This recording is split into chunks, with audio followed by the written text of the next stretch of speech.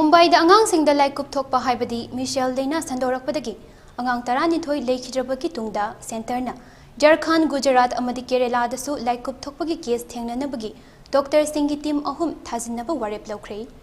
Mumbai da siriba angang sing adu Measles dagi ngakthoknaba hana hidak kapthok haudabana angang ngaktani hairi. Laikup thokpa haibadi Measles hariba layong kasi yamna launa ganba pikliba angang sing da namna naganba laina layong makhal amani.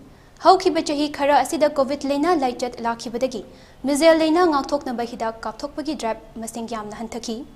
Laina asidi hidak chang naina kap haudrabadi ngakthokpa ngami. Mumbai khaktada haujik fawbada Measles gi case masing chani ga 13 thengnakre. Haujik anuba team sing Jharkhand Gujarat amadi Kerala da thajiliba asida National Center for Disease Control New Delhi, Ram Manohar Lohia Hospital New Delhi, Kalawati Saran Children's Hospital New Delhi, Jawaharlal Institute of Postgraduate Medical Education and Research, Pondicherry Ministry of Health ki Regional Office amadi atay maming Claraba Institute singdagi expert ahum yauri.